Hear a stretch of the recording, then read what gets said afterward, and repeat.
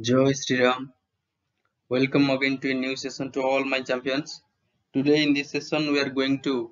discuss some previous year question of police SI English grammar. Okay, so without wasting any time, come to the question number 1 of the session. Here it is your question number 1. The number of students dash absent in the school yesterday. ଆମକୁ କହିଛି find the correct form of the verb ର correct form টিକୁ ବାଛିବା ପାଇଁ କୋଉଟା ହବ ଆର ସଠିକ ଉତ୍ତର ଦେଖନ୍ତୁ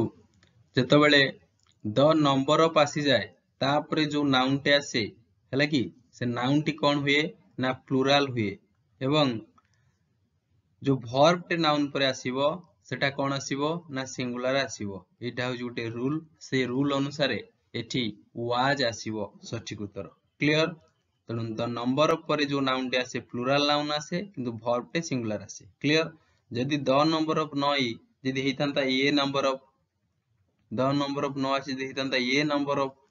तापरे जहा रहितला से रहितंता number of students dash absent in school yesterday देखंतु ए नंबर ऑफ जतବେଳେ आसे ता परे जो नाउन टे आसे से हबो प्लुराल नाउन टे आसीबो एवं ता परे जो वर्ब टे बसिबो से भी मध्य प्लुराल हबो हैला प्लुराल वर्ब बसिबो किंतु जतବେଳେ द नंबर ऑफ आसी जाय नाउन तो प्लुराल हुए किंतु वर्ब टे सिंगुलर बसे बुझा पडुची नेक्स्ट आसंतु he is the boy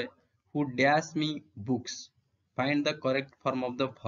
verb रो करेक्ट फॉर्म टू हमकु बाछिया को पड़िबो देखंतु एठी गोटे हु रही जाईची हु जी कोन ना गोटे रिलेटिव प्रोनाउन तो रिलेटिव प्रोनाउन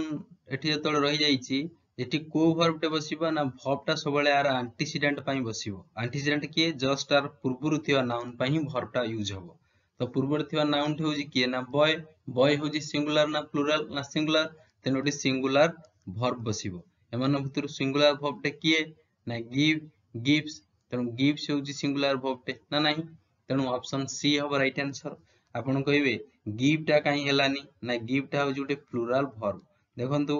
वर्ब रे जते बेले एस बा एस लागे सेते बेले वर्ब टा सिंगुलर हो जाए ओके किंतु जते बेले नाउन रे एस बा एस लागे नाउन टे कोन हो जाए ना सेते नाउन टे प्लुराल हो जाए कोन सब बेले एस बा एस लागले नाउन प्लुराल हबो नाही किछि केस रे एक्सेप्शन मध्ये रहिछि जेमिति कि चिल्ड्रेन हला चाइल्ड हला चाइल्ड रे जदि आपन प्लुराल पचारे आपन चाइल्ड्स कर देबेनी तार प्लुराल हबो चिल्ड्रेन बुझा पडिला okay find the correct passive voice हमकु आहार करेक्ट पैसिव वॉइस ता पचारिछि सेंटेंस देखन दोटा एक्टिव रे देइछि you must send a copy you must send a copy देखंतु एक्टिव रु पैसिव को जदि आपन कन्वर्ट करिया पई किछटा नियम रहिछि से नियम कोन ना बहुत इजी एक्टिव वॉइस रो जो कोन ना ऑब्जेक्ट ता पैसिव वॉइस रो से हे जिवो कोन ना सब्जेक्ट हबो ओके आ वर्ब रो सबले थर्ड फॉर्म बसिबो आ तार स्ट्रक्चर कोन हबो ना तार स्ट्रक्चर हबो प्रथमे ऑब्जेक्ट आसीबो हला कि एक्टिव वॉइस रो ऑब्जेक्ट आसीबो हला कि पैसिव वॉइस रो सब्जेक्ट हबो तापरे वर्ब बसिबो हला कि हमर कोन ना ऑक्सिलरी वर्ब बसिबो तापरे वर्ब रो तृतीय फॉर्म तापरे बाय लागिबो जो सब्जेक्ट थिबो लास्ट टू सब्जेक्ट रो ऑब्जेक्ट रु होई जिवो क्लियर नेक्स्ट आसंदा हम देखिबा केमती हबो you must send a copy देखंतु जेतु मस्ट रहिछि एटी मस्ट रहइबो प्रथमे ऑब्जेक्ट होउछि किए ना कॉपी ए कॉपीटा ऑब्जेक्ट हे गेला तनु ए कॉपीटा प्रथमे आइला ऑब्जेक्ट प्रथम आइला तापरे मस्ट जेतु चु मस्ट रहिबो a copy must be sent by you जतले मस्ट थिबो सेटी स्ट्रक्चर टा कोन हबो ना ऑब्जेक्ट हला कि object plus must plus be plus verb रो तृतीय रूप v3 फॉर्म तापर बाय लागि जो सब्जेक्ट रहितिबो से रहिला ओके ऑब्जेक्ट फॉर्म लागिवो तणो एटा थिला तार स्ट्रक्चर ए स्ट्रक्चर अनुसार ऑप्शन ए टी हबो सठिक उत्तर क्वेश्चन रो बुझा पडुची नेक्स्ट आसंतु he offered me a coffee एटा को मध्य पैसिव रे आपण माने कन्वर्ट करंतु बहुत इजी टे कोन हबो ना कॉफी इज ऑफर्ड बाय ही एटा भूल हैला ही एटी रहिबो नहीं काहे कि ना ही रो हिम होबा कथा ना नहीं सोडा me was offered a coffee by her एटी ही तो अछि हर केमथि हबो एटी हबो नहीं तेणु गोटे उत्तर ही सठिक लगुच सेटा होची option number B I was offered a coffee by him clear Rita will have reached home before the sun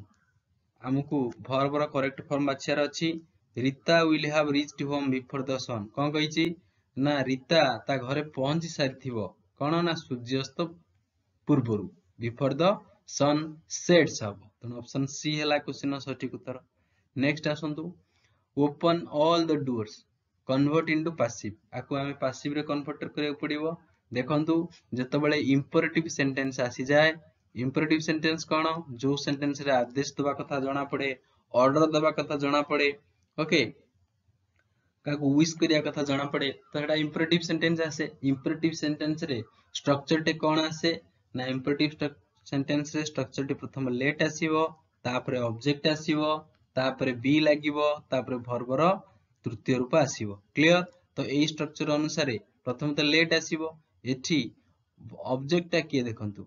open all the doors doors हला ऑब्जेक्ट ना नहीं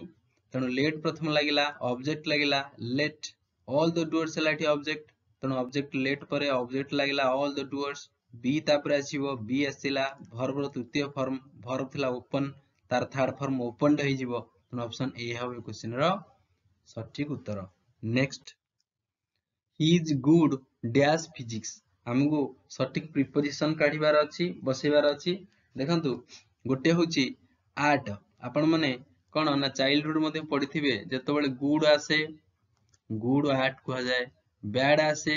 बैड आर्ट कुहा जाय ना नहीं तेणु एठी आर्ट ही हबे क्वेश्चन रो सठिक उत्तर Ritu and Puja dash going to the cinema find the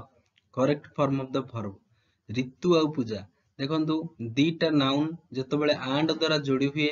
एवं दीटा नाउन अलगा को रिप्रेजेंट करे अलगा अलगा को केमिति ना ऋतु भी जणे पूजा भी जणे ऑब्वियसली दी जण कथा रिप्रेजेंट करउची सेतबेले जो वर्ब टे आसीबो से प्लुराल आसीबो काहे कि ना जो कंजक्शन एंड द्वारा दीटा नाउन जोड़ी हला ये दीटा नाउन प्लुराल को सूचौची ऋतु जो गोटे लोक पिलाटे पूजा भी गोटे पिलाटे तेणु एठी प्लुराल वर्ब के बसिबो ना are going to cinema clear next कोन गोटे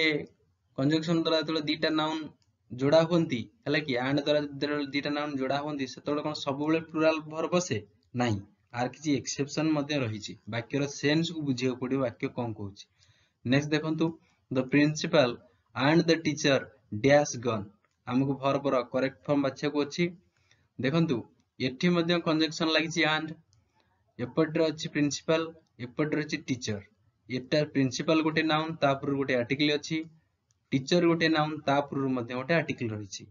एठी कोन बसिबो वर्ब टे सिंगुलर हबो ना प्लुराल हबो देखंतु एठी वर्ब प्लुराल हबो काहे कि प्लुराल हबो ना जेतबेले एंड कंजक्शन द्वारा दीटा नाउन जोड़ी होई थाए एवं प्रत्येक नाउन पूर्व गोटे नेका आर्टिकल रही थाए सेठी कोन हबो ना दी जण को ये रिप्रेजेंट करेला ता माने प्रिंसिपल जणे लोक द टीचर जण लोक तो से माने कोन ना गन एठी कोन हबो ना हैव गन प्लुराल बसिबो बुझा पड़िला next bread and butter dash my favourite food देखंतु एठी मध्ये दीटा नाउन ब्रेड अछि बटर अछि एवं कंजक्शन आर द्वारा जॉइंट करा जाईछि एठी तो आर हबा कथा आर माय फेवरेट फूड एठी हबनी कोन पई हबनी ना ब्रेड आ बटर दीटा अलगा नाउन हेथिले मध्ये आपण माने आमे माने आको गोटे यूनिट बोलु मानु केमती ना आपण जेतबेले ब्रेड खांती ब्रेड सहित ही बटर खांती एमिति केबे हुएनी जे आगे आपण बटर खाई दियंती तापरे पछरे ब्रेड खांती किबा आगे ब्रेड खाई बटर खांती ब्रेड संगे बटरटा सब बेले लागिकरी खुआ जाए ना नहीं तेणु ये सब बेले सिंगल यूनिट को रिप्रेजेंट करे जेहेतु